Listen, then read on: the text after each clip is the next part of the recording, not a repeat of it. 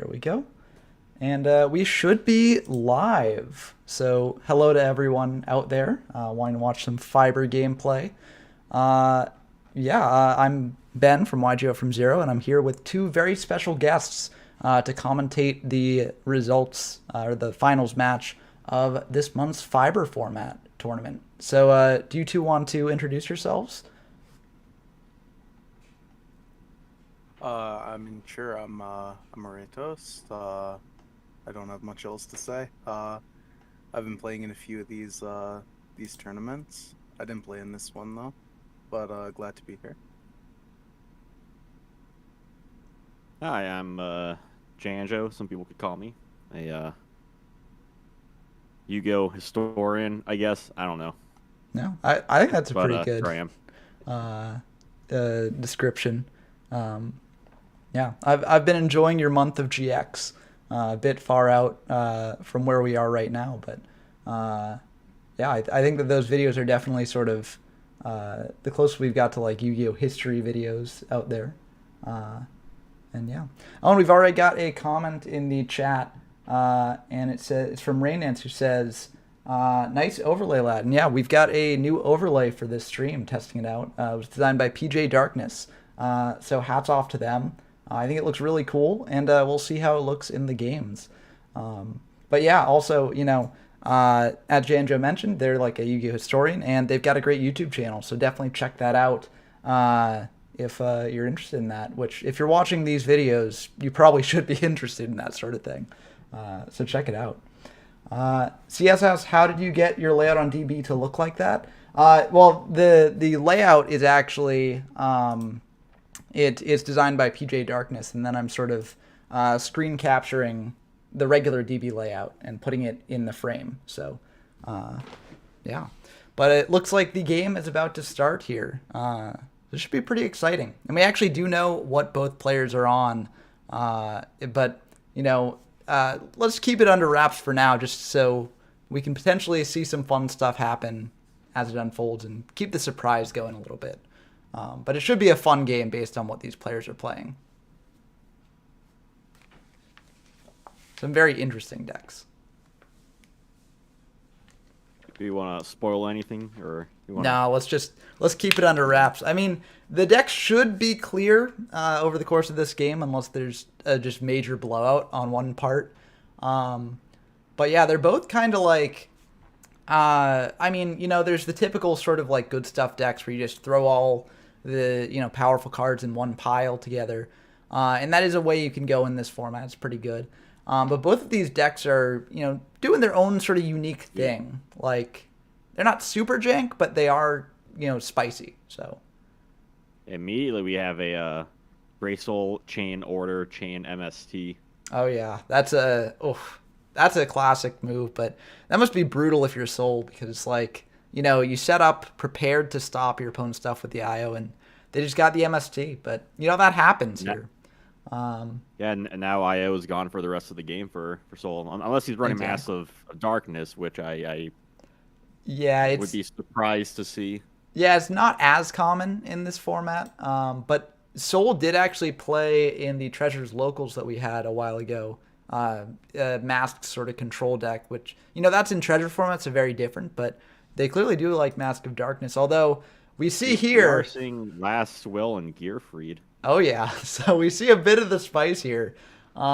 Gear free decks are pretty popular this format, and so always cool to see. And Last Will is kind of an interesting choice in them, but it brought Soul this far, so cool to see. And yeah, Change of Heart getting taken, which makes sense if the Jinzo is in hand there. But Aretos, you're like an expert on gear free decks from these formats. So do you have anything to say about the deck for those who are kind of unfamiliar with it? Yeah, I'm a big fan of the gear freed strategy. Nice and aggressive. I like the blast with chain. It's an out to Imperial Order. It's also an out to face down monsters, and it can also just be like a battle trap of sorts. So it's a very versatile card. Oh yeah, 100%. And that's why it's such a powerful deck. And oh wow, this was a big swing. Hopefully, Soul has cards in his hand to kind of Yeah, well, help we know circumvent that the Yata. yeah we know the Gear Free Jinzo last will. So something they could do here is they could just tribute over Tomato for Jinzo and then last will out a Lily, right? And then just get super aggressive. But that's a bit risky. Yeah. Now, I have been a big fan of on the Gear Free decks. Not only is it a new deck in the format, we see a variety of warrior type support in Legacy of Darkness, like Marauding Captain and Smoke Grenade at the Thief.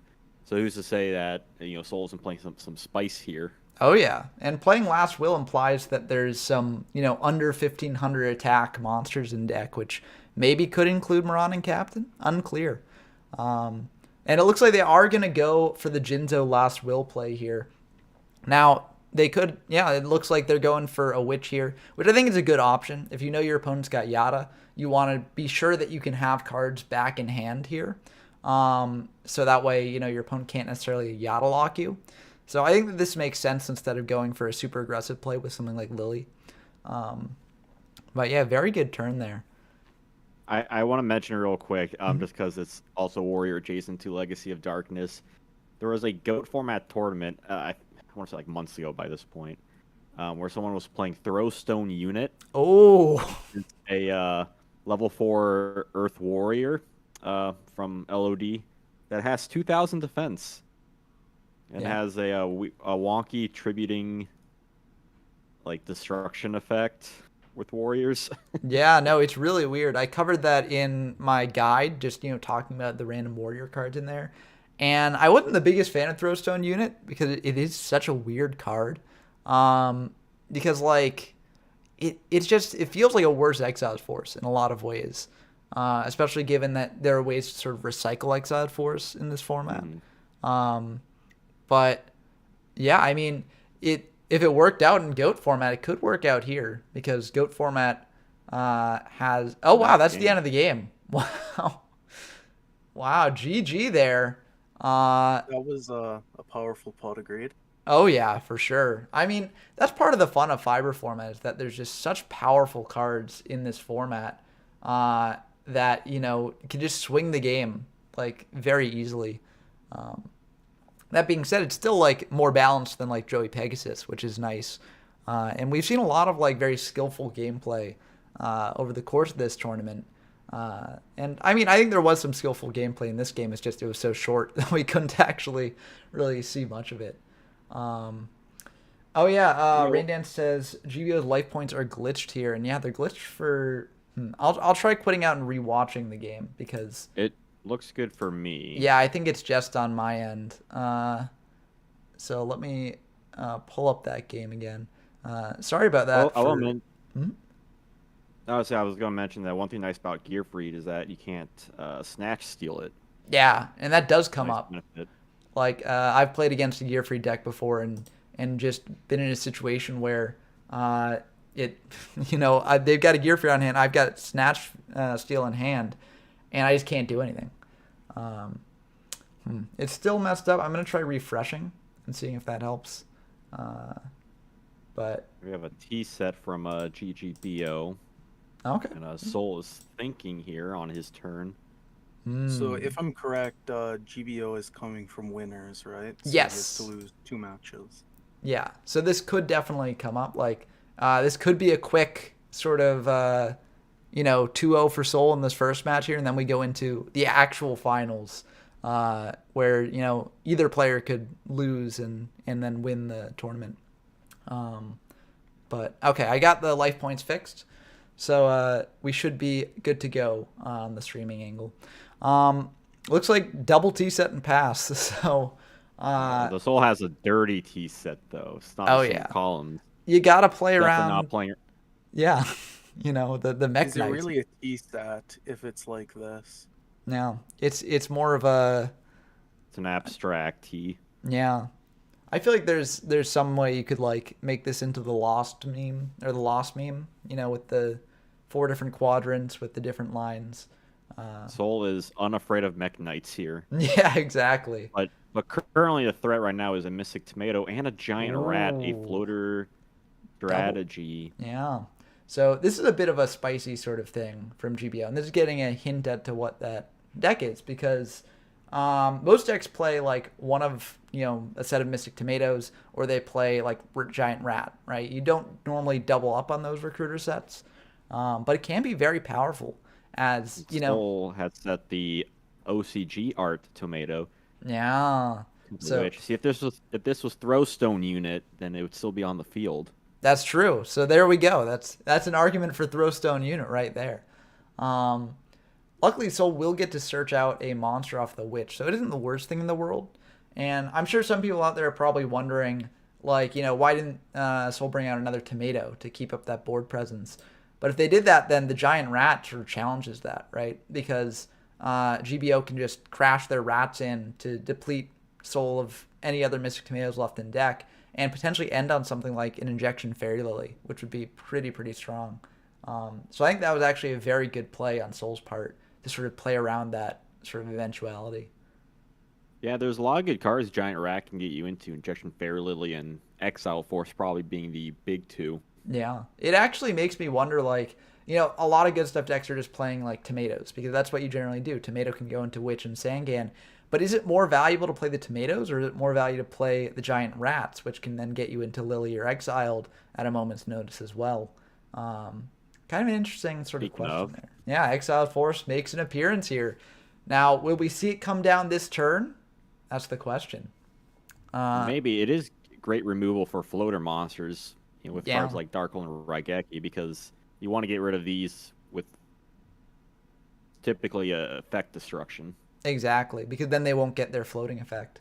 So it looks like Soul's going to take out that tomato there, and then just pass. Okay, I mean, both players have a fair amount of life points here, so this is, somewhat decent. But ooh. I'd imagine GBO is pretty happy with that turn. Could have went a lot worse for him. Oh yeah, if it was Exiled Force and then called the Haunted or Monster Reborn back the Exiled Force, that could be pretty brutal. But as is, GBO still has board presence, still getting in damage. So yeah, and that's the advantage with these recruiter decks, that they constantly replace themselves, and it's really hard to get rid of them optimally.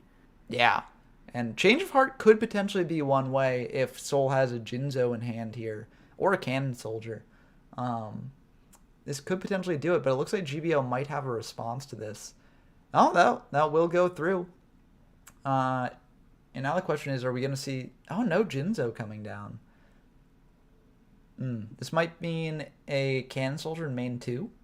Or Soul just wants to hide the fact that... Oh, the Search Yata is always very scary here. It could potentially be a case where he doesn't mind if Rat gets destroyed by a Battle Trap, because then GBO doesn't get a Search. He doesn't get like a float into anything. Yeah, that makes a lot of sense. And then it's kind of like a 2-for-1 trade, because you force GBO to use their back row and the Rat. So, and all used was a Change of Heart there.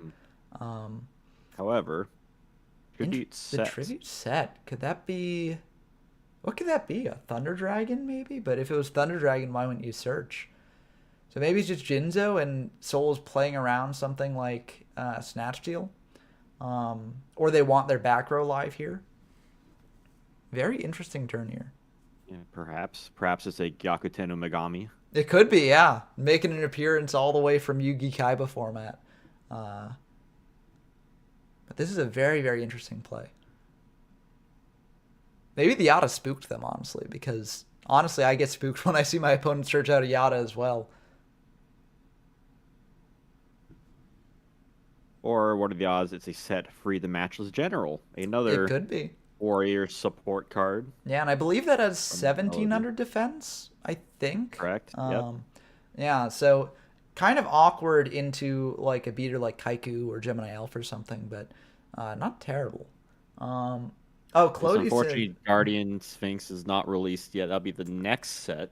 Yeah. I'm sure you'll get to soon enough. Yeah, that would be very fun. And we are almost at PGD. I think there's probably like one more fiber format video left to do, and that's Dragon's deck, which should be pretty fun to make. I'm still sort of like putting the finishing touches on that deck, but heavy. Oh, and an MST there as well. So could this be Soul bluffing that they've got back row that can actually do something here? And a knock.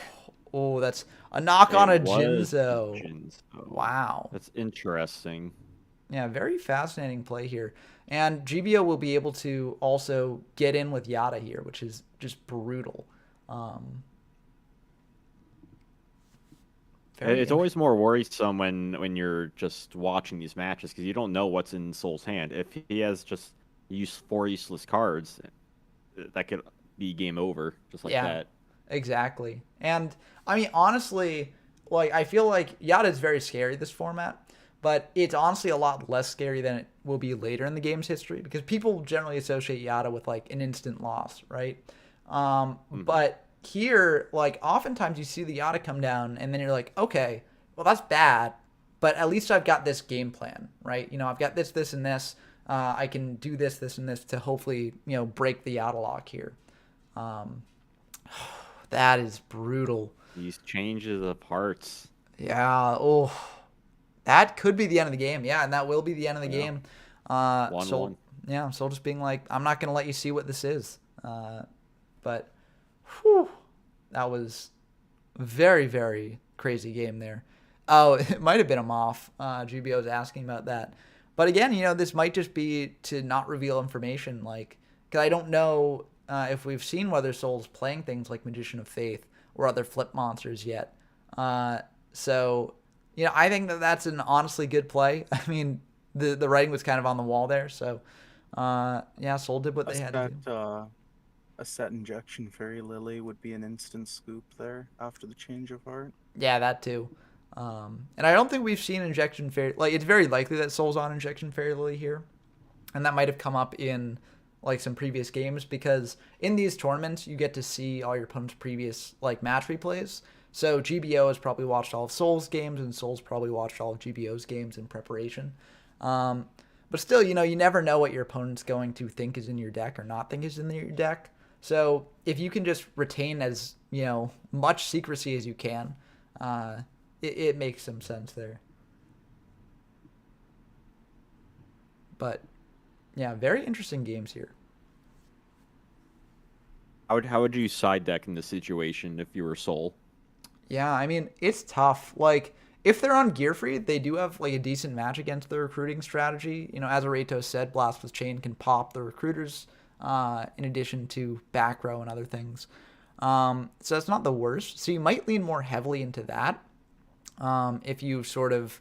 If you weren't going all in on it in the main deck. You could also potentially side into things like Tribute to the Doomed and stuff like that, which I know is a side deck card that got a bit more popular in Joey-Pegasus format with the introduction of Sinister Serpent. So Soul could potentially have that sort of package in the side deck as well. But it's tough. Like, the Recruiter deck is just so resilient because there isn't as much removal in this format as in other later formats. So yeah, it's kind of tricky to side against. Perhaps we could see a card like Offerings to the Doomed, another good Mm. removal for recruiters. Yeah, and people have been As any experimenting. effect removal you can have is great. Oh yeah, and people have been experimenting with offerings, so that's definitely a possibility. And we're gonna open here with a coffee, so that's very good on Soul's part. Whew, and that's a pretty stacked hand right there. Yeah, Um, and you can and discard any single one card. yeah, and it really kind of depends on what your hand looks like here. You could potentially take the tomato if you just want to deprive your opponent of monsters and you have a way to deal with the call. But the thing is that like kind of the only way to deal with the call is if you've got MST and another form of removal. Um, so it's kind of awkward there because if you like chain MST to call, then your opponent can chain IO to that. So you need a way to out the IO. Um, He's picking the tomato. yeah, so it seems like Soul might have the removal to deal with that IO in the call. Um, but the MST kind of messes things up for Soul as well, because if that removal's like I don't know, if you want to set that removal, then the MST can come down and clear it. So if that set card there is like a Blast with Chain, then GBO could just fire that now potentially, the MST now and just hit it. But oh, it looks like they're Also, just gonna he's set not the drawn to a pass. monster. Yeah, which is why Soul took the the tomato. And I think that was probably the smart choice there. Yeah, now with the reset cards, if Soul decides to try and snipe something with an MST, he doesn't know which one could be that call if that's the card he wants to hit. But of Exactly. course, we also know that Imperial Order is somewhere there too, so it's a very threatening minefield situation right now. Yeah, and you gotta hold the MST. Oh, that explains things a bit. Yeah, you don't need to worry about Call of the Haunted or Aya once you've got Jinzo on the field. Jinzo over a Sangan, nonetheless. Yeah, that was that's just chef's kiss, and getting the Yeah. Yata on top of it. It's, whew. I mean, Now, of course, he can't summon Yata this turn, but just having it is good knowledge. yeah. The unfortunate thing here is that GBO will just dark hole it away, but you're forcing GBO to use that dark hole, which is probably a pretty good thing to do. And yeah, looks like Soul's just gonna set one more pass. Yep, there's the dark hole. Dark Hole. The Soul have a response to this. Does not. No. And they're Chaining his own call would be powerful. yeah, unfortunately you can't chain the call to Ooh. Oh, there's the double MST. Yeah. A twin twister if there ever were one. Oh yeah, the original twin twister. And you don't even have to discard. But this is looking very good for Soul here.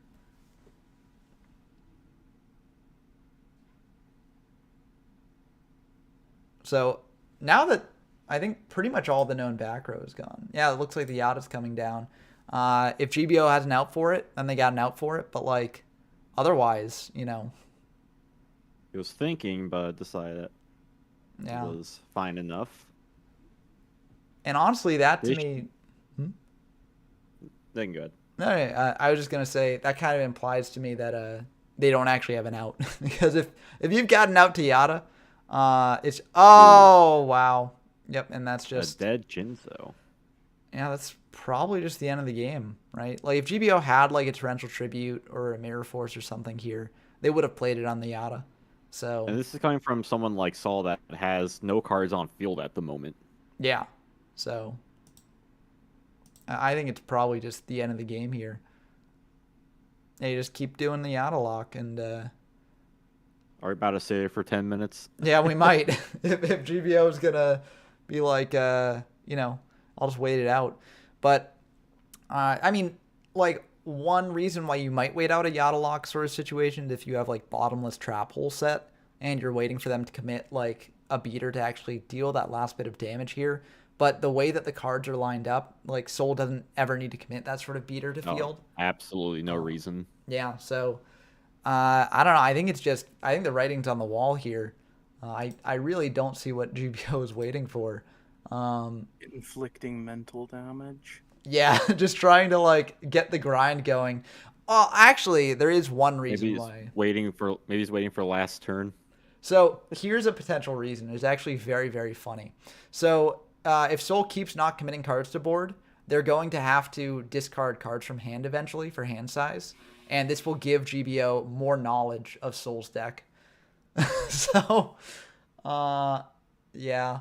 There's always the odds that Soul would deck out first. Yeah, well, now those odds actually are real. I actually think the graceful play was kind of a misplay. I mean, not really, because you're winning this game either way. But, like, just in case you want to play around that bottomless sort of eventuality. I mean, he's going to find, like, Feather Duster plus a beater before he decks out. So. Oh, for sure. So I guess it doesn't really matter here. And also that will, like, if you do draw the Feather Duster, then you can just commit the beater and prevent GBO from getting more knowledge after this point. I mean, this is pure Yata lock gameplay right here. Yeah, it is. This is 2003 Yu-Gi-Oh in a nutshell. Yep. And we're not even in the named Yata format yet, where Yata Garasu had even more power thanks to stuff like Ring of Destruction and Don Zalug. Yeah. And that's, an interesting thing about Yata this format. The Yata lock can come up, and we've seen it come up here. But it's definitely not like the most common eventuality that will happen, right? If a deck pulls it off, it's insane. It's really good just to have a way to end the game. But, it really isn't at full power. And, like, I think sort of all in on hand control sort of deck with Yata can be very good this format.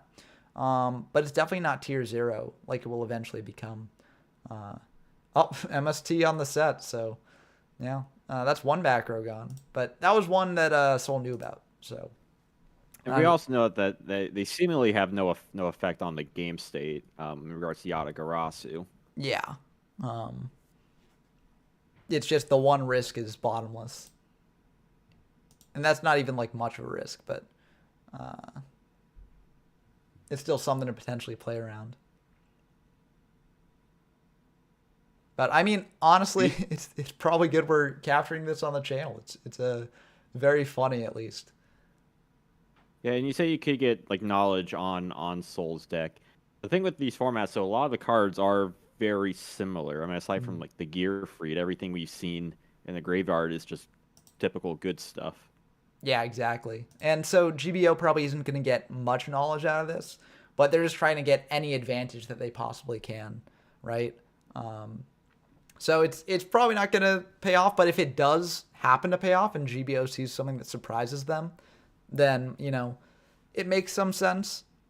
And like from GBO's perspective, there's not really a reason not to do this, besides just, time. Because if anything, this is like affecting Soul more mentally than it is GBO, because Soul actually has to think, which card do I discard? It's not much of a decision because, you just pitch anything really. But it's something. So Yeah, I mean, again, like a deck out could be a possible strategy, but I guess we'll have to see how this plays out. yeah. Because Soul only has 19 cards in his deck compared to GBO's 3,800 life points. Well, the And pot of Greed ain't greed. gonna help. Yeah.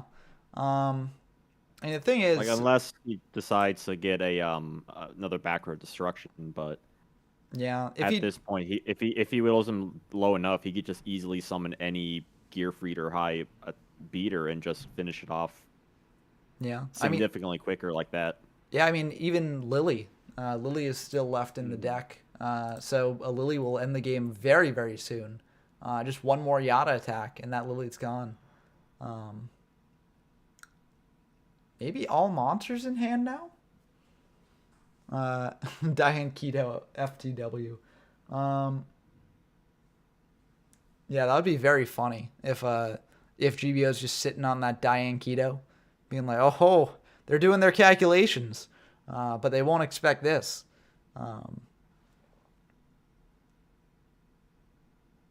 Yeah, Dying Keto, nice 1,000 life point boost. Unfortunately, it's not the version from Duel Monsters 1 that increased your life points by 5,000. Oh, that would be pretty decent here. But thankfully that never made it to the TCG. Yeah. I wonder if that would actually be a consideration in formats where the Yata lock is popular, because you can't technically like Yata lock through that. And there are ways to like deplete your opponent's life points in addition to Yata, but like at some point you'll have to deviate from the Yata game plan.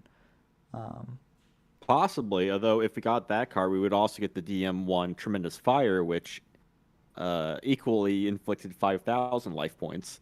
Yeah, so that would be a way for the Yata decks to equalize that a bit. Yeah. Oh yeah, maybe that's a set card destruction. That would be very funny. Yeah. Just a way to deck Soul out, and I believe Soul is 2 MSTs down. So, and if they've set all their back row there, going for call for Jinzo probably. Yeah, just shutting down. That's and that will be the end. Yeah. Yeah, makes sense. But wow, what a game there. I mean, very much not what we expected. Normally when Yata comes down and the Yata lock is on the table, someone just concedes. But technically, yes, this is the sort of optimal tournament strategy to do. If you don't have to worry about time rules, which we don't play like with time rules really, because it's a multi-day tournament and it's online. So we don't really see much of a need for it.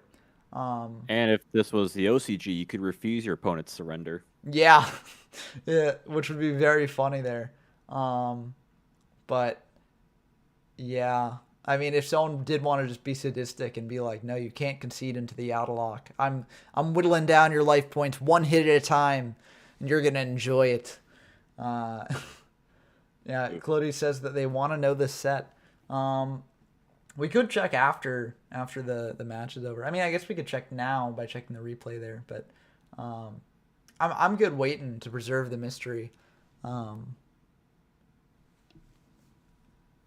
I also don't see access to the replay thing here, so I was a bit too slow to actually check that. Yeah, CS also says at least this isn't the OCG's version of Yattlehawk. So, yeah, Yattlehawk was pretty rough over there, looks like, but a bit more decent here, especially in this format. I think I honestly am not too upset when I get Yattlehawked in this format, which maybe just be Stockholm syndrome, but it to me it's like you got to earn the outlock here, and so if your opponent does it, I think that makes you a masochist. yeah, that could be too. I mean, some of the formats that we play definitely support that conclusion. Speaking of, we'll be having an LOB format locals this upcoming Sunday. I should actually announce the actual day when it's happening, confirmed. But that should be a very fun sort of exploration into one of DM's most degenerate formats. So if that's something that interests you, then definitely stop on by the Discord and play. So that was Sunday? Yes, this upcoming Sunday. So in 1 week. Okay. Rip. Sounds like you can't attend. Probably not. Rip. Well, if things clear up, we'd be happy to have you. But yeah, it should be very, very fun, and we likely will have repeat formats for that sort of thing in the future if this one is popular enough. And based on the votes for this locals, it does seem like it will be somewhat popular. So don't worry, you'll be able to Skull Redbird it up, or Witty Phantom it up with Dark Energy. I find LB format, or whatever you want to exactly call it, pre-format caveman Yu-Gi-Oh, rather intriguing. I feel like every format, more or less, has a sort of edge, and we see that with fiber format too. Because Legacy of Darkness, I think that the card pool it adds really makes it feel different from Joey-Pegasus format from before. Oh yeah, for sure. And I feel like it honestly balances it out a lot better. Joey-Pegasus wasn't necessarily my favorite format because it was so, sacky. And some people do enjoy that, but I feel like fiber format sort of balances out that sackiness a little. And wow, we're seeing some very interesting cards from GBO off this painful magic cylinder. Yeah. Very interesting. Hades is honestly a pretty good card to consider in a lot of these decks, because just getting over monsters and preventing them from activating flip effects or recruiter effects is just really, really strong. Plus, it's if this is a side deck option potentially, it could be just a way to also just counter Jinzo. Yeah, or just counter points more. Yeah, or counter the recruiter strategy. We were talking about side deck cards earlier. Hades is definitely one of them to potentially bring in. Unfortunately, I don't quite like sending Hades off of Painful Choice. And the reason for that is that you can't bring it back from the graveyard. So, sending something like Jinzo, that's a great Painful Choice target because then you can bring it back and just shut down your opponent's traps and just have access to that online. It'd be one thing if it was a warrior, because then... Yeah, but a low-level warrior, if we had something like the warrior returning alive. That would definitely make it a lot more worth it. But unfortunately, we haven't seen that tech yet. Yeah. Well, we might see it. It's unclear whether Soul is on it or not. But it's definitely an interesting card in this format. You can recycle things like Exiled. Yeah, you can recycle any other warriors that you're on. So it's definitely an interesting card that I hope people do experiment with. If you have senseless Painful Choices in the format, that makes the card much more live than it might be in the future. Yeah. And unfortunately with Fiends, they just don't have that sort of card yet. They do have Puppet Magic of Dark Ruler, but that's only, a Monster Reborn for Fiend. So you can't actually bring back Hades. So kind of unfortunate there. But yeah, I mean, that's just how those sort of archetypes played out. And there's the Exiled Force to deal with the rat. Neither player opening with a hand rip card is very refreshing to see. Yeah, I mean that's Yeah. it's a major complaint for a lot of people with these formats.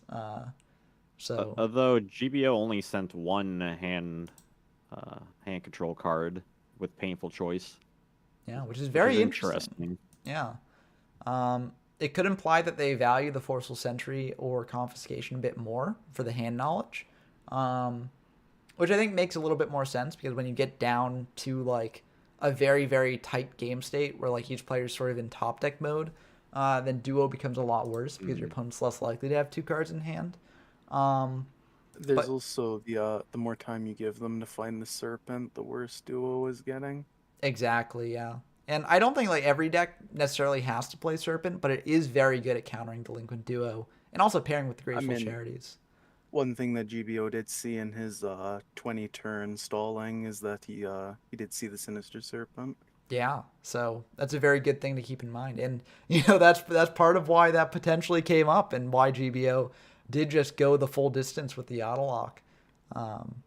So we're seeing the fruits of that a bit here.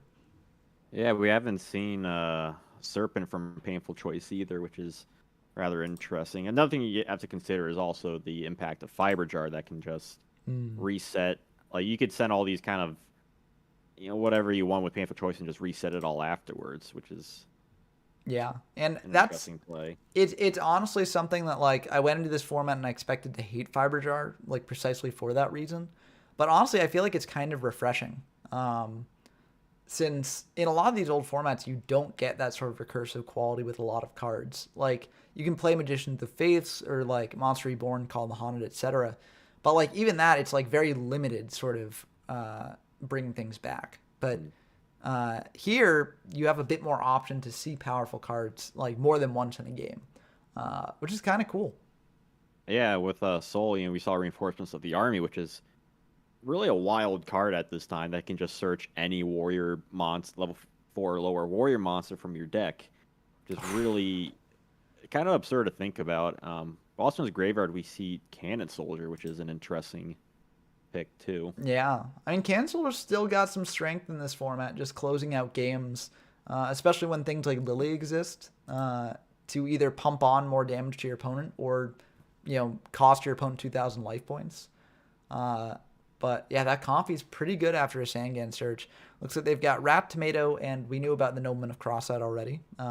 You got rid of the Change of Heart that would be able to take control of Gear Free, as we've seen it already. Yeah, and that would have been pretty big, I think, for GBO because they would have been able to go for a lot of damage here.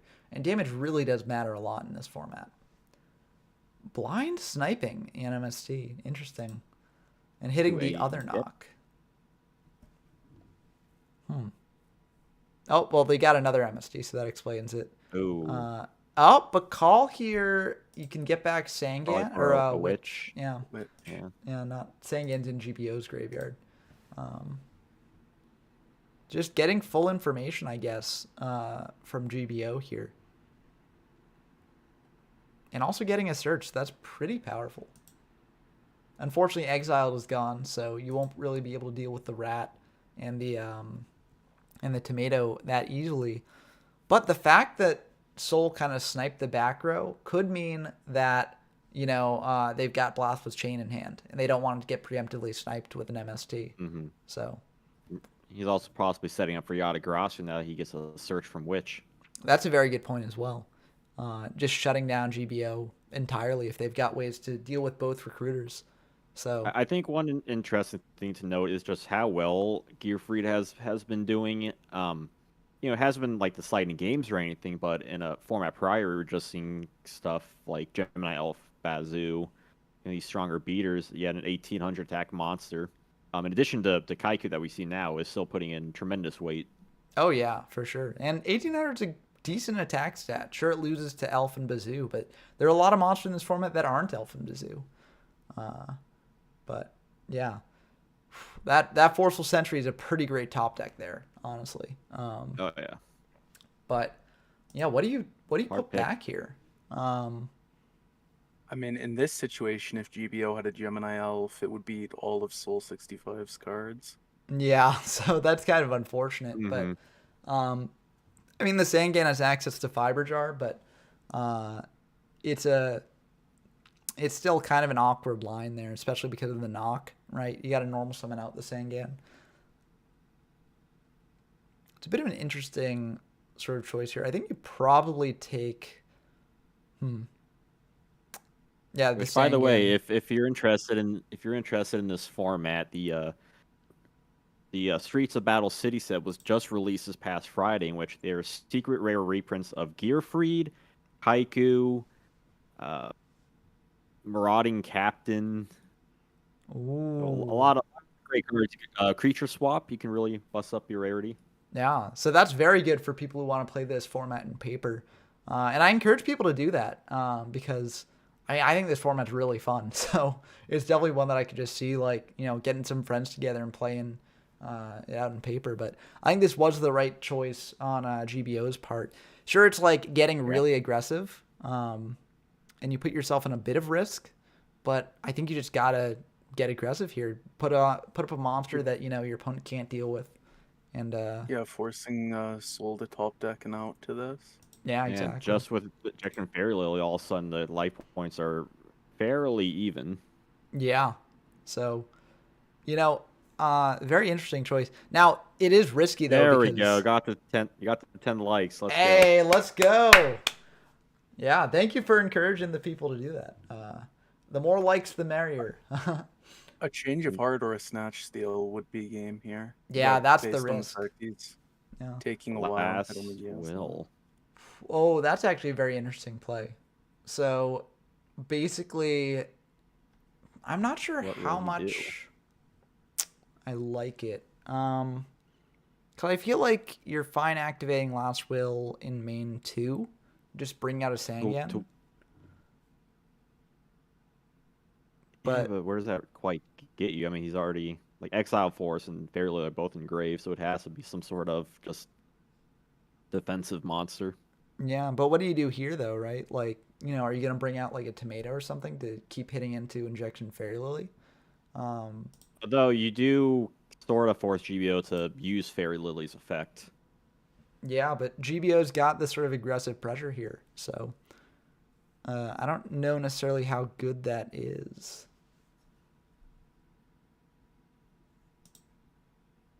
If a Cannon Soldier was still left in deck, then I think this would potentially make more sense because you bring out like a tomato, you attack in to. Oh no, but that still wouldn't quite be lethal. I don't think. Well, it would be lethal um, if they let this attack go through, which they did. Um, but yeah, because uh, so yeah, so if GBO paid the 2,000 there and Soul did have a Cannon Soldier left in deck, then GBO would be at 800. They wouldn't be able to pay for Lily again, and Mystic Tomato would be able to attack over, or not Mystic Tomato. Cannon Soldier would be able to attack over and then deal. Actually, no, that would be game. Never mind. I'm just yeah. I'm over complicating things. This would just be game if GBO actually paid the 2,000 there because you could just bring out another Cannon Soldier and end the game there. So, however, Graceful Charity is a great draw. oh yeah, pitch that knock, which Soul's just playing around the entire game, so you don't really need it. And then potentially just pitch another card that Soul knows about. Alternatively, Harpy's though, Feather Duster. Okay. yeah, I mean, Doesn't need to use that at the moment. yeah, and you could probably Dark Hole's big there. Yep, and then Own Tomato, which we knew about. yep, and this is a very tough spot for Soul to be in because Base GBO, set. yeah, GBO has multiple tomatoes left in deck as well. So Yeah, we saw the benefit of GBO's painful choice setting cards like Cylinder and Dark Ruler, cards that he kind of realized that at this point in the game it's not going to be of any use anyway. So with cards like Graceful, now he's going to start drawing into more powerful cards. exactly, and that's why Painful can be I so mean, strong. a cylinder would go kind of hard here. That's true. Yeah, Cylinder would just end the but game. unfortunately, Saul doesn't have any monsters on field to attack with. When we get a limp Painful game, choice Painful may here. help. Yeah. It's kind of awkward though. Cause you kind of got to send We have, all live cards here. Unless, yeah, we've only seen 2 tomatoes, one gear free, one kaiku, so might be all monsters possibly just to defend yourself. well, Maybe what you might do, if you have to read the GBO's back rows fake, what you could do is just send like all removal. So like Raigeki, Dark Hole, Reborn to bring back Exiled Force, etc. And then you just clear the that tomato, looks bring like, out Yata, and then that's the and end of the game. that looks like that's what we're seeing right now. Yeah. The Dark one hole Raigeki. risk, yeah, the one risk is if GBO has live back row that can deal with Yata. So it's tricky.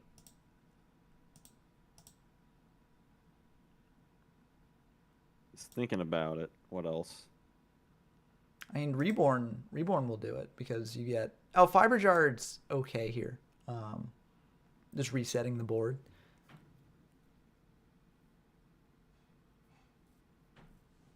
Snatch, Steal, and a Mirror Force. I'm not sure how much I like. Well, it's not the worst, but so the risk with Snatch Steal is that if they draw a monster, then you're just dead next turn basically. Um, and if the back row is like MST, then you're also dead. But I guess desperate times call for desperate measures, For the Mirror Force, which is, we have to also have to wonder what is GBO's back row. Yeah, I don't think it's an MST because if it's MST, you'd give them the Snatch Steal 100%, right? Well, we could also hit the Mirror Force out too. That's true. So maybe you give them Mirror Force to not telegraph that you've got MST. And then I think Soul has to set the Yata, yeah. There's no way around it. This way, if the back row is MST. Since they picked a trap, it might not be Imperial Order either. Yeah. Although, they're not attacking. Maybe they're just trying to bide their time until they draw an MST. And that's another set. Graceful will help them draw into that. Graceful's still at 2. Oh my god. Yeah, it's crazy. It's like easily the worst part of this format. But yeah, very. I had a double look for a second there. I'm like, wait a minute. Yeah. Oh my god. Yeah, it's rough. I mean, yeah, Graceful's such a broken card, and especially in a late game situation like this, like we could just be seeing the end of the game here, honestly. Swap in a pot of greed. Interesting. Setting the pot. Must really like those 2 cards. Yeah, I mean, this could just be the end of the game. The creature swapping here. They won't be able to flip up the monster that Soul gives them. But it'll be interesting to see what Soul gives them. Probably just give them the Yata, right? Yeah, sorry, Jeremy. No fishy boys in this format, but Legendary Ocean is a new card in the format, though. That's true. And oh yeah, that if Cannon Soldier was left in the deck, that would have been the end of the game. But maybe Cannon Soldier wasn't. That might have been a preemptive scoop there. Yeah. Yeah, you want to just wait to see if they've got Cannon Soldier left in deck. But a scoop is a scoop. Yeah, and I mean, to be fair, there was very little that Soul could actually draw to get them out of that. There were some things, though, but with Raigeki and Dark Hole gone, it was very tough there. Did he have like a Change of Heart or Snatch Steal? Snatch Steal was gone. Did he have Yeah, Change of Snatch Heart? Steal was gone, but I think Change of Heart was in it. So Change of Heart would have been pretty good, but at the same time, it also wouldn't have been game there. Unless GBO brought out a very weak monster with Tomato. So yeah, that can happen. We are seeing the strong applications of Painful Choice in this duel. Yeah, and a very, very good card. So I'm glad that both players are being able to show it off here. Yeah, and they're both playing exceptionally well. Oh yeah, for sure. Like, I mean, to get to the finals of these monthly tournaments, it's, you gotta. you got to have some experience in the format and actually like gain some skill in it. And both these players have played enough games here to definitely warrant that. Yeah, but oof, the Comfy early on. At least Soul managed to ditch 2 cards from hand. Goblin Attack Force. That's really interesting. I haven't seen that yet. I find Goblin Attack Force interesting here because I feel like it's something you'd side out against recruiter-based decks. Because, Goblin Attack Force clears a recruiter, and then your opponent gets out another monster to attack over the Goblin Attack Force next turn. Mm-hmm. But it definitely is a card that can go for a lot of damage. And we did see last game, both players were down to very low life points. So it's not the worst thing in the world. It sort of plays around creature swap in a way, too. Yeah. If it's set to defense. That's true. Although, if it's in defense, you don't need to play the creature swap because you can just clear it. So, yeah, but that is an application potentially. Jeremy Swift asked if GBO is the person that brought Last Will Turbo to a Yu-Gi Kaiba tournament, and that is correct. GBO is a major proponent of that deck. Yeah. So, yeah. History of YGO1 brings up that Goblin Attack Force is searchable with Rhoda, and that is correct. But it's still kind of like awkward into the recruiters. But, it is what it is. You're destroying it. Yeah, because you're destroying a monster that just replaces itself, which is, kind of... Because Goblin Attack Force is mostly great for typically like 1-for-1 removal or just high direct damage. Yeah.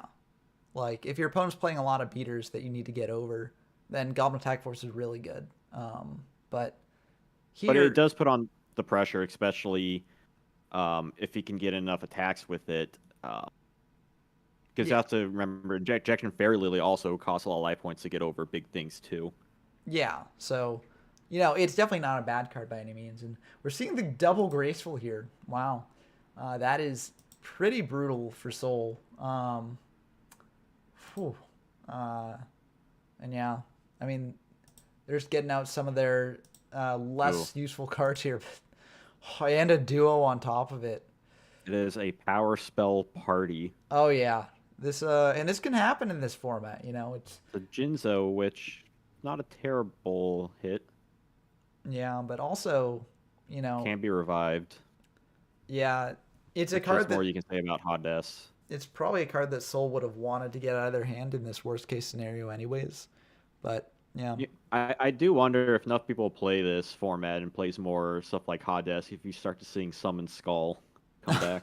I think that there was a player who might have brought Summon Skull. I think it was in one player's deck list, but I forget who. But they were trying it out, I think.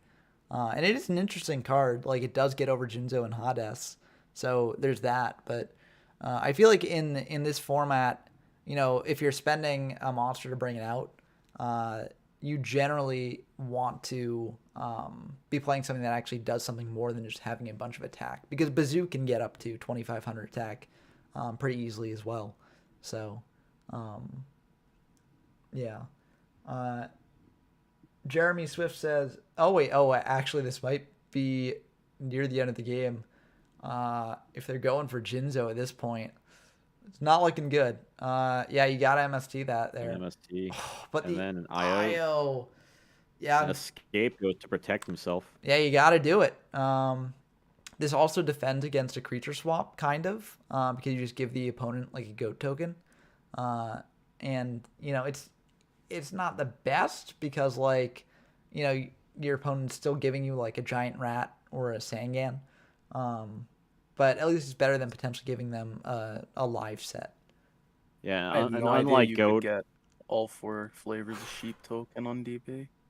Yeah, you no, just it's a have nice to feature. select each specific token. But a that right is Geki, brutal. though.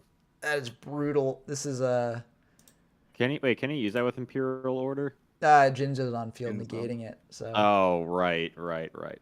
yeah, this is brutal. That's There rough. are some draws off the top that do it, but with Darkhole and Grave, it's not looking good. I mean, we saw the defensive capabilities of Scapegoat that it's pretty much its only use compared to Goat format, but a Raigeki is also in this when it's not in goat format, which it's just brutal when you Oh yeah. hit a fully loaded board. Oh yeah, this is insane because also if we know about the Kaiku in hand, but if Soul wants to go aggressive with that Kaiku, attack into Sangan, then they just lose the game because GBO attacks in with Rat and you know, brings out Lily and that's over. Unless you've got something to actually deal with like or Sang or not Sang Exiled Force that will also be lethal damage if Soul doesn't have a way to stop it. And Jinzo, unfortunately, really stops a lot of the ways that you potentially stop your opponent from doing things here. So, a bit unfortunate. I honestly don't know how Soul gets out of it. Maybe another scapegoat would help, but it's kind of just delaying Yeah, the if you inevitable. can't, yeah, if you can't use traps, you know find a different way to get out of Jinzo. Once Jinzo's out, then you can't use spells. Yeah, so it's Tricky. like damned if you do, damned if you don't. But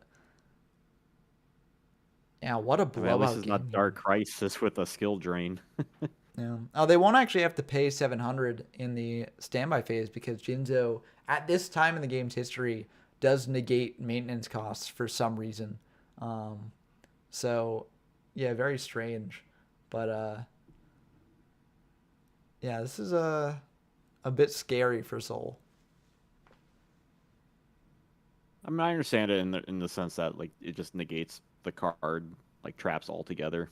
Yeah, and at this point in the And it, game, like I don't really think they put much consideration to like what a maintenance cost really entails. Uh, so it makes sense in that way. Um, yeah, this is upper deck Yu-Gi-Oh. They kind of wing a lot of things.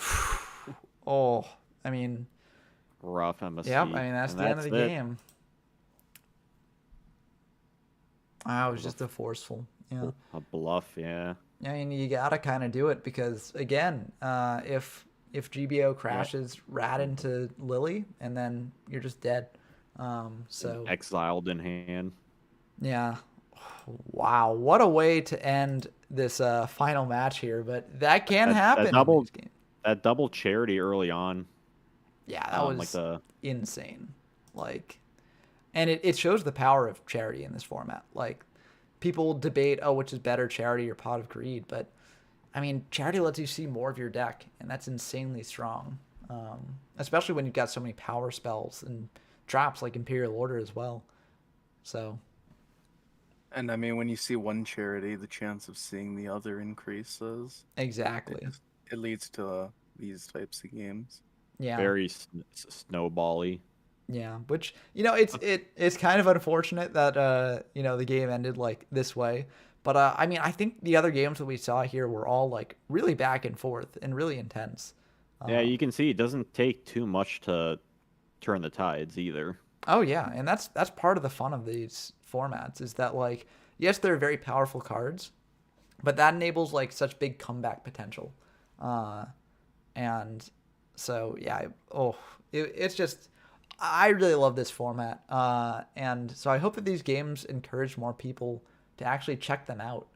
Um, but yeah, we could potentially get Soul and GBO in the call here. I'm gonna see if they're interested here, or if one of you wants to invite them. If you're friends with them on Discord.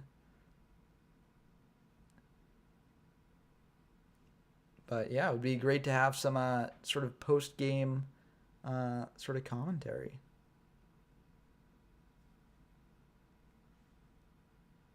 So we can get him on here. Yeah, because I do think that those games there was a lot to talk about there. Um,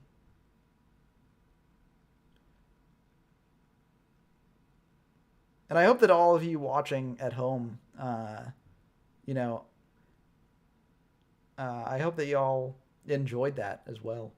Uh, okay, I'll add y'all. Uh, here we go. Sorry for the delay, everyone, but the wait will be worth it, hopefully. Uh, yeah, there we go. That's GBO, and then this is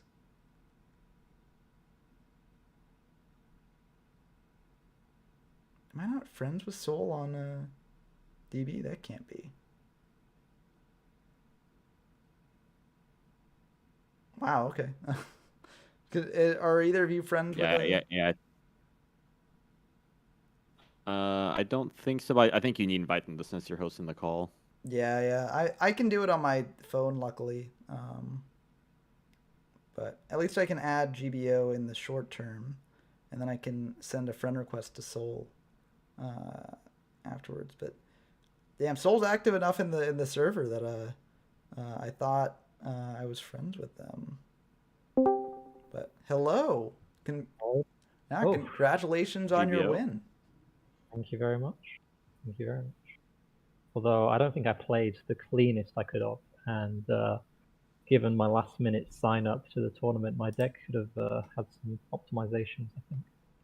But what did you think of the deck overall? Even though it did need even if you do think it needs optimization, how did it perform for you? And also, for the audience I out there, if they're just tuning in, what exactly was the deck that you played? So I played a recruiter control sort of deck. So what I noticed before joining the tournament, I did a little bit of scouting. I looked at the fiber locals who played, and I noticed everyone kept playing the same sort of good stuff beatdown monsters of Gemini Elf, Kaiku, the Ghost Destroyer, and Bazoo. And I kind of realized that with all the new additions from, I believe it's Legacy of Darkness, in specifically Exiled Force. Oh, sorry. That was my bad. I need to join this. How do I join? There we go. Ah! Sorry for this. Sorry for the technical difficulties, everyone. Okay. Wait. Okay, I'm back. Sorry. Sorry. So basically, I made this deck at the last second, and because of it, I didn't really take the time to consider what would counter my deck. So I think the reason why Soul kind of made it hard for me is because of his usage of Scapegoat. He's the only player who played Scapegoat against me, and I did not have an Asura Priest in the side, which I really could have done with. Yeah, Asura Priest can be a very, very powerful card against decks like that. We also I think saw that the Raigeki helped a lot too. Oh, the Rogeki was so clutch. But I don't think yeah, I was lucky, but I think my like certain deck building choices definitely helped me be a bit more lucky. So I mean, I can reveal the deck if you want. Yeah, that'd be great. So here we go. You can pull this on stream if you want. I don't know if you've got like a format order setting, but I think once you open this up, you'll understand what is a bit different about my deck, and that is the very low monster count. Oh yeah, interesting. I've noticed watching replays and stuff that a lot of games are decided by one player having a lot more field presence than the other, and the other person just has a bunch of monsters clogged in their hand, and you can only really play one per turn. And so I realized that by reducing my monster count, cutting all the beat sticks, the Kaikus, the Gemini Elves, I could play a lot of good stuff, and I could still play like some power spells and some defense. How did you feel about running Dark Ruler Hades? Oh, I was building this deck last second, and I was just like, oh, I love Dark Ruler Hades. It's one of my favorite cards. This is when it's first released. There's a lot of tomato control. There's Fiber Jar, there's Sinister Serpent, there's Magician of Faith. This deck plays Recruiters, it needs a big monster. I just thought it was the prime opportunity to give it a try. Was it that good? I think it won me a game. Yeah, no, it definitely paid off for you here. But it's cool to see the experimentation that goes into these sorts of decks, because this format is so undiscovered that, sometimes it is just like you just got to test something out and see how it works. And speaking of which, I see a Gradius's option in the side deck. Yeah, well, you always got to put some funny cards in the side deck, because I'm of the belief that when we're playing this format, we aren't as skilled as we could be, and so having a perfect side plan for every matchup is going to be impossible, especially when you barely know what the matchups are. So I just think it's nice to put some funny cards in. Like there's another Android tournament I topped with a copy of Firegrass in the side deck, Ooh. and I just thought it'd be funny to give Grady's option a top because I'm pretty sure it got highlighted in one of the fiber coverage videos as a card that's just completely useless, and so I thought I'd give it a run. Yeah. If it was a certain other light monster with 1700 attack points that was a spirit monster, my deck would be a bit, not just a bit, way better, but you know. Yeah, but now you know about that option. The Yeah, I, Surprise it gives option. my yeah. side deck options. Yeah. I do want to ask. I think it was a game match one, game two. I want to say where you got Yata locked. At Oh that yeah. point, what were your thoughts on it? Like, hey, maybe I can try and deck out. Maybe I can try and get some information on his deck. What were your thoughts? Mainly information, just trying to see if he gets a bit sloppy and discards a card I hadn't seen in any of the replays before, because I thought it'd be just... The only advantage to scooping early is saving my time, but I thought it's only going to change like 5 minutes, and at the end of the day, all I'm clicking is draw phase, end phase, 200 damage, whilst I was thinking maybe Sol might actually be putting some serious like mental effort into his plays, and so maybe that would wear him down a bit. Mm. It was mainly just Okay. mind games, and also I'm quite stubborn. I don't like just admitting defeat just like that. Fair. Yeah, no. And that, I mean, I think it might have paid off for you. At least you got to see some more of the deck. Even though not much, but, you know, we talked about this, how, like, seeing Sinister Serpent actually could maybe inform some of your plays, sending Duo off the painful choice in, Yeah. Oh. Duo of the painful choice was definitely something I didn't do early tournament, but I feel like I didn't respect Serpent enough this format. I didn't play it in my own list, and I probably could have because of creature swap. But I just thought it contributed to the whole monster clogging, and aside from the 2 charity, I don't think it's that good. Mm. Apart from its applications against duo, or if you have 1 card in your hand against confiscation. Yeah, I personally agree with you there. Like, I don't really like Serpent the best in a format like this. Yeah. Because it does have some applications, but it's not like, you know, GOAT format where there's so many things that you can use it for in terms of discarding. Yeah. Ironically enough, I think I was right about Serpent, but not in the deck I'm playing, because with creature swap I probably could have profited off more Yeah. than other decks. I think like going forward, my deck probably could have used like maybe 1 more beta to search off Witch in game 1, because I did find that sometimes I was ever so slightly low on monsters. The Nobleman on crossouts were never really that good. They were just like 1-for-1 trades. They never really came up at the right side, so I probably wouldn't have made that in the future. Yeah, no, and that makes sense. I mean, it's Nobleman's kind of in a tricky spot this format. Like, you know, it's definitely down to like each deck's discretion and each duel's discretion on whether they want to play it main or side, and whether they want to even bring it in from side in certain matchups.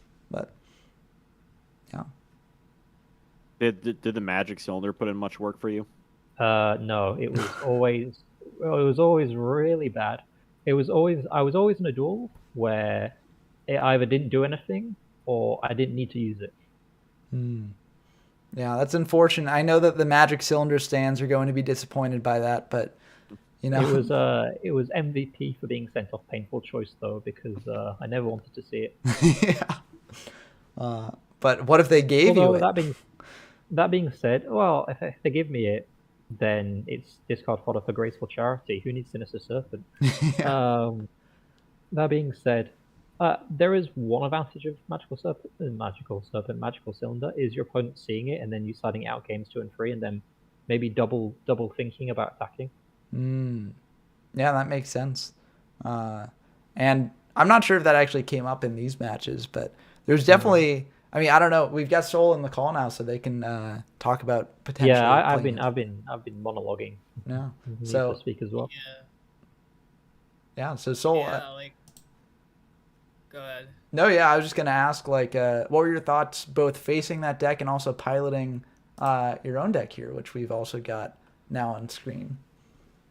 Yeah, creature swap is a card that definitely I was considering like basically what I did in the previous winners finals. What I tried to do was actually take out the Gearfried stuff and try to play this like last will type of style deck, which definitely I think works for like in terms of an aggressive perspective.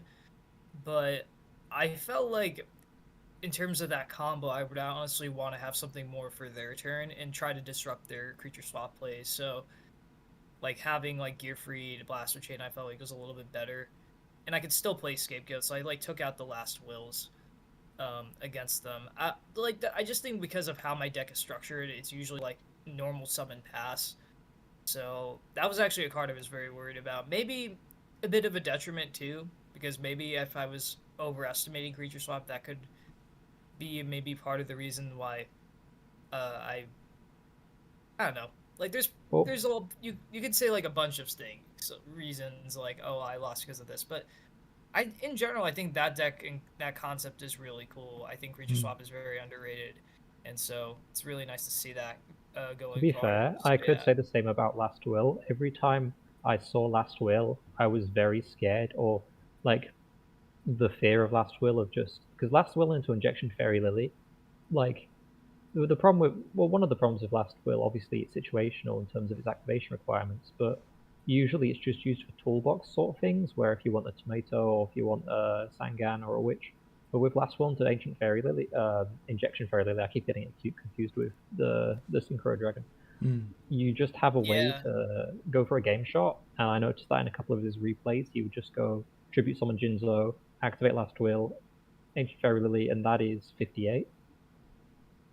yeah, the 2 turn clock basically. Yeah, I definitely wanted to play it safe though. I think in terms of finals, and just go for witch because it's like well I'll still get like a decent amount of damage here and there, and I'll get a search off of it. So realistically, it's on them to sort of clear that, and I'm gonna get like the most favor out of it. But Hmm. definitely like just having that like win a game out of nowhere is still very much a threat in that regard. Yeah. Yeah, I think as well you were talking about with how you were trying to make the monster card count like as like quote unquote optimal as possible, not trying Yeah. to play too many, and that's sort of like I think this is something like I've like heard about from like say other people about DM formats where it's like why do they play so many one-ofs, and in a sense like obviously not there was times where it doesn't always make sense, but I think especially when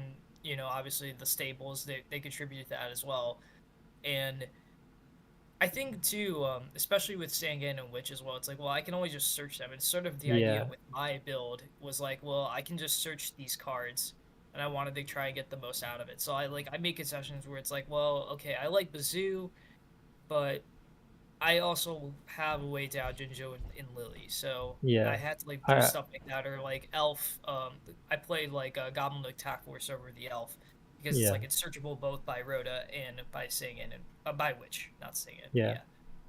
yeah. Mm. I really like your one Kaiku, and I feel like we've both kind of what helped us both get to the finals was this understanding of this is an Android format, this isn't uh, LON format. Yeah. Yeah, or It's fiber format, and every set, even though there are some similarities, there are like like every format has its own differences.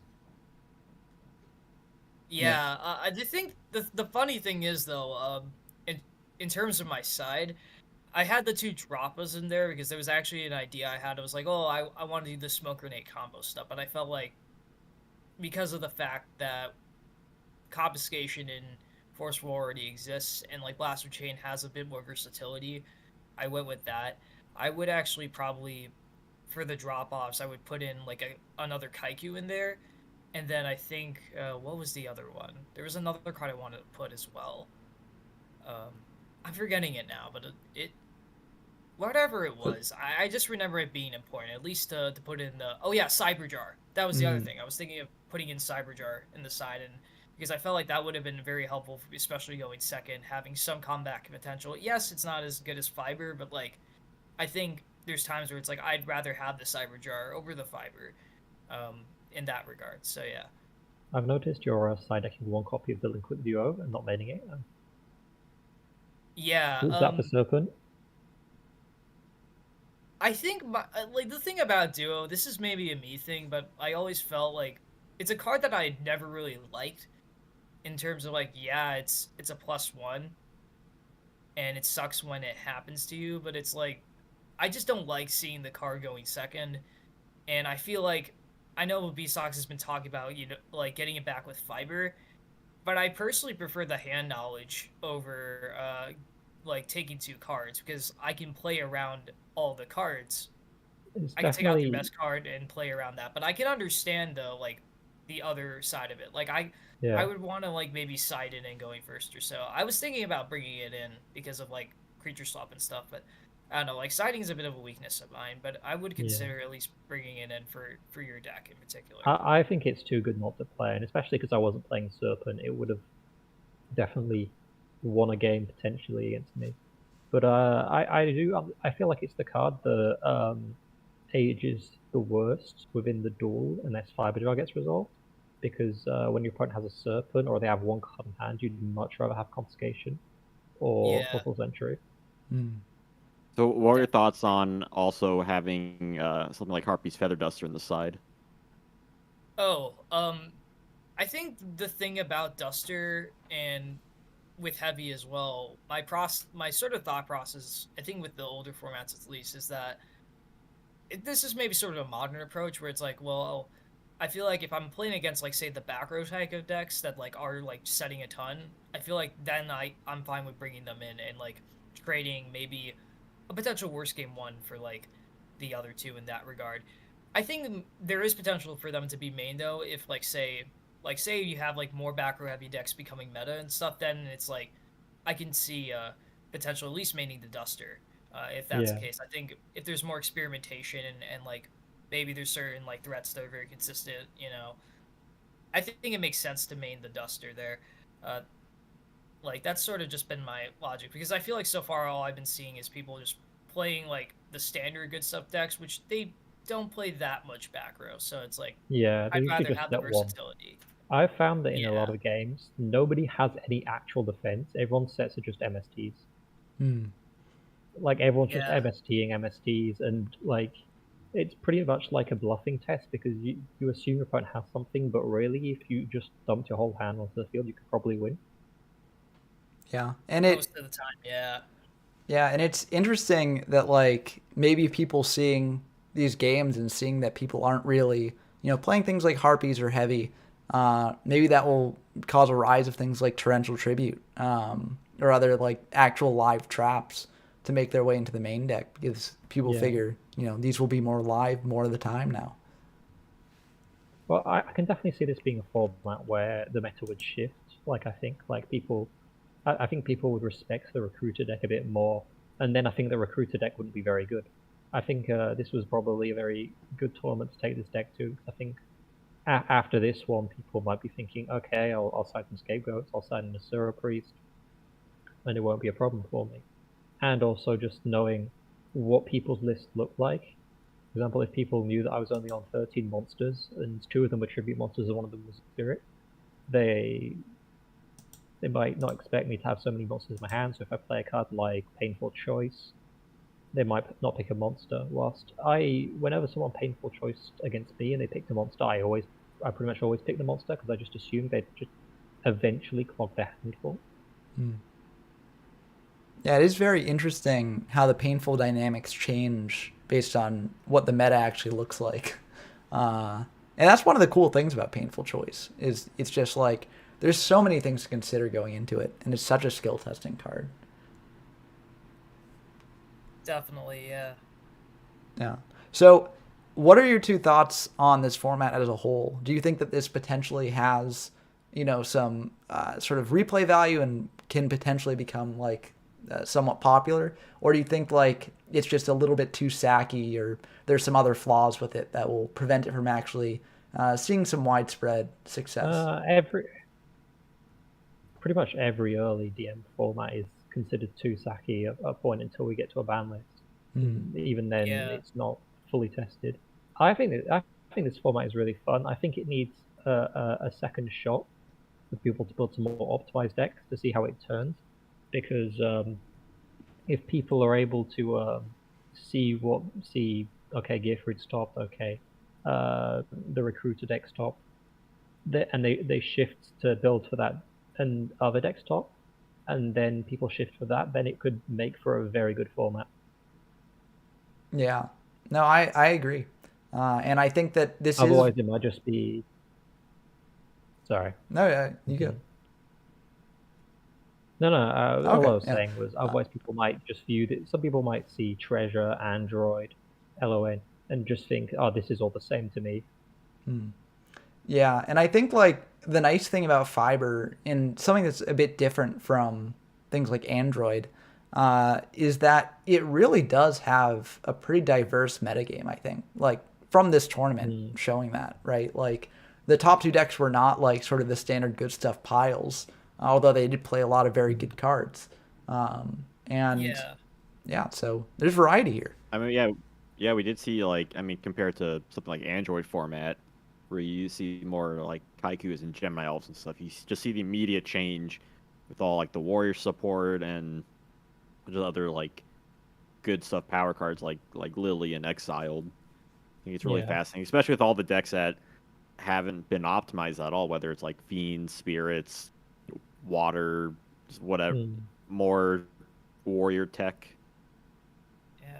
I think Relinquished, I feel like could be interesting too, to be honest now. You could Especially since attribute the it's Go tokens. Yeah, the Go tokens, and you can reset it with Fiber Jar now. I think there's potential as well, especially with Oh like, yeah, then you once will you- probably only would have to play like one Relinquished and like one Ritual Spell. And Yeah. grinding. I don't know. I feel like it's a little daring, but maybe it's like a 2-1 thing. I know like there's like certain Go players now that like I've been seeing they like do some like ratio like that. But yeah. I really like how Giant Rat formed in these like tournament games because a lot of them seem to be like Tomato Wars, where it's whoever has the more copies of it kind of has an advantage almost because they're the one that control the field presence. For example, if I have 3 and they have 2 and we keep crashing, eventually my monster will be bigger than yours, and you'll have to bring out something that I can then flow into a Witch or Sangan, and then I don't know, I think it gives me an advantage. And so having Giant Rat means I will win those like battles 100%, and I have the flexibility of going to Exile if I think you're going to go into a Recruiter or Lily, especially because if I'm attacking into your monsters, I'm Chainlink 1. So if you choose to bring out a Recruiter, I can bring out Exile, and if you choose to bring out Witch or Sangan, I can bring out Rat and just beat over it. Yeah, this was something that we were talking about during the match. It's just how problematic these floaters can be because if you attack into them, they just replace themselves. It's very hard to make you lose board presence when you have all these monsters that can jump into one or another, especially if you're not citing cards like Tribute to the Doomed or Offerings to the Doomed, where like you need other cards like Raigeki, Exile Force, just non battle destructive ways to remove them. Yeah, I could definitely see like Azura Priest then like I think you were saying too. I think Azura Priest could be a really good side deck option for that reason, especially against recruiter decks. But I don't know, even against Rad though, I think that's the thing. Rad is like I feel like just really scary now with the introductions of Exiled Force and Lily. Like there was like one of the builds that I was trying to figure to bring was like this. It was similar to this where it involves Glass Will, but it was like more of like focusing on that instead of Gear Free. It was using like Rat as well, and just basically trying to get the most out of Glass Will. So I think that whole combination of like having Rat and Tomato, I think is just really scary. I think, and I think it makes sense to see that do win the thing as well. So yeah, Rat's defensive. Sorry. No, good. Rat's defense of 1450 is also a weirdly good number because it's searchable off Witch or searchable off Sangan. But the only cards that can beat over it, apart from using an Exiled, are the beaters that you want to creature swap with. So just a turn 1 set Rat is quite good. Yeah, because something that you'll notice playing Tomato is if you turn 1 set Tomato and your opponent brings out a Tomato and attacks over it, you're behind on the Tomato War already, which is just unfortunate. And I think it's really cool to see that, even though that the recruiter deck, ultimately won, both decks, made it to the finals. Both decks are very different. One is a lot of weaker monsters, which we kind of see, the issues with something like floaters compared to Soul's deck, where it is more higher attack monsters like Goblin and Gear Free, which I think is a really cool thing to see like in a finals. That's not Yeah. like the same deck. They both have their advantages. They both have their weaknesses. I mean, that's one thing that makes this format really enjoyable. Is I think you have there aren't two types of Yu-Gi-Oh players, but a lot of Yu-Gi-Oh players are like, I want an aggro deck, or a lot of Yu-Gi-Oh players want a control deck, and I think this format has both of them, and it even has a very unfun last turn deck for those kinds of players. And because Yeah. I remember watching the video about talking about fiber as a change in Yu-Gi-Oh's design philosophy, and just having a lot of different themes like dragons and spirits means it could potentially have like very good casual local deck scene. Yeah. No, I think yeah. yeah. Like I agree 100% because I mean like all my sort of more jank videos in this format are covering like the specific, like I call them like archetypes, because they're not really like archetypes, but they're the first sort of like unification of types into an idea like, okay, warriors are doing this, dragons are doing this, and that makes them very fun to play on a casual level because one of the really appealing things for a casual Yu-Gi-Oh player is to sort of see a group of cards that have their own strategy and their own theming and be like, oh, I like that theming or I like that strategy. I'm going to do that. And Hey, now Yugi Kaiba format has dragons. well, yeah. Like it's existed in the past in some capacity. Like History of YGO1 says in chat that it's been true since Treasure as well. But it's just a different sort of thing. Whereas like things like dragons and Yugi Kaiba were just like a couple cards that you'd splash into a deck. These are like more. You can like go a lot more heavily into them here. For me, Yugi Kaiba is like 35 cards that are exactly the same, and then the deck building decision is what 5 cards shall I play today? Yeah. Whilst here, even though you're playing a bunch of power cards that are very different to Neos and Logins, there is a lot of flexibility, and even the cards that seem like at first so obviously powerful, like Heavy Storm and Duster, aren't really that good if your opponent's just setting one and they're not really chainable back rows, and you just die on the crackback because you can't stop a snatch still. Yeah. Yeah, I think fiber format's really interesting too because like we're just right on the precipice of Yata format of Pharaonic Guardian with just absurd power cards like Mirage and Nightmare, Ring of Destruction, Don Zolu, Gravekeepers. It's that interesting kind of, in a way, reminds me of Imperial format in a way. It's like it's that kind of sweet spot before like the floodgates are opened. Yeah. I mean, Yata format has its own like benefits, but it might be a way higher increase in power level. So yeah. From what I've heard of Yata, and I haven't played too much of it yet, but I will be playing a fair amount of it pretty soon.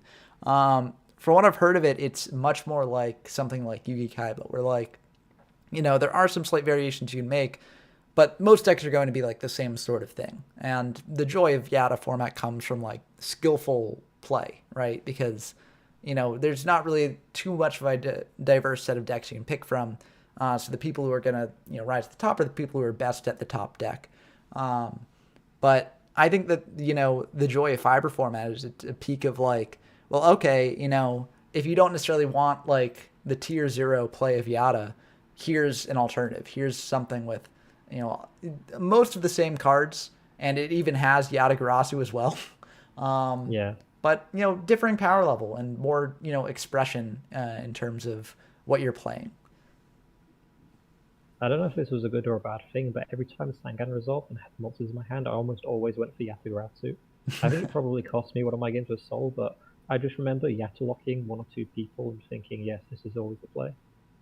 Yeah, well, I think I think it's a more dependent thing, but like if you have a hand like mine where you just you copy all their cards and then just have all the outs, then Yata is great. I mean, if you look at the 30 monsters in my deck list, like 10 of them pretty much, 10 of them are either exiled or Injection Fury Lily, or cards that will either get to them, or Sangan or Witch.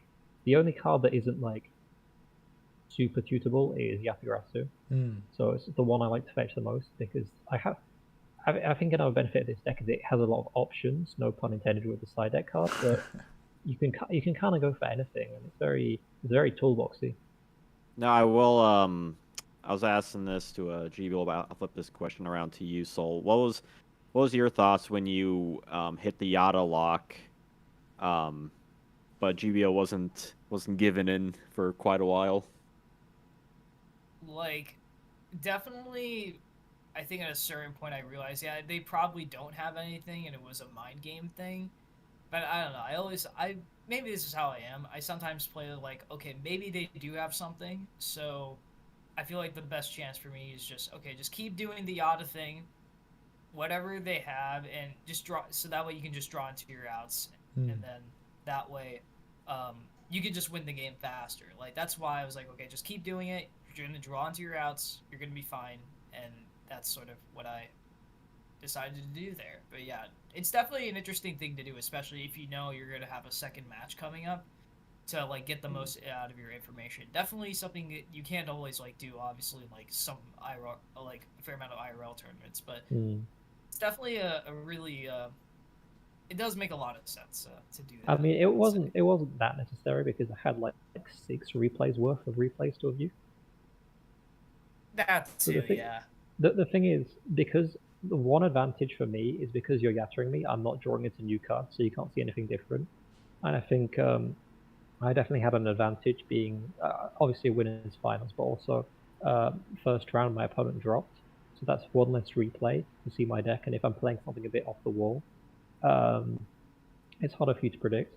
I think because you played me in 3 matches, definitely by match 3, you got very used to my deck, like setting Jinzo because you know that I don't actually have any level 4s that can beat over it was an interesting play. It made my knock live, so it actually helped me, but yeah, no, I think the other thing, part of that was because of I was like, okay, well, if they have creature swap, I'm gonna lose, and like I have a bunch of like big monsters that can run over Jinzo, so that was sort of my thought process there.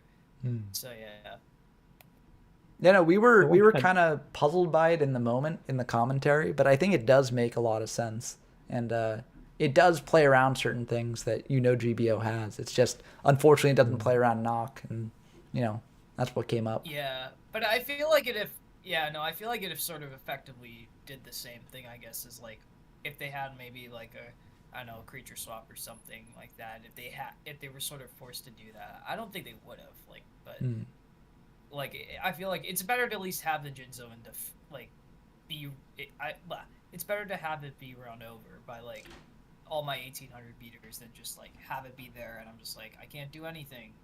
There's Jinzo. What do I do? And yeah. Yeah. I thought for a second you might have a trap face down that you wanted to keep very live. Yeah, that was one of the things we brought up in commentary too. We were like, okay, is that trap something? Because that would also make sense as well. But it was a very good read of this deck because, as GBO mentioned, they're not really playing anything that can get over Jinzo, except for like Lily. But yeah. Well, Exiled as well, but Exiled doesn't matter what position it's in. Exactly. Yeah.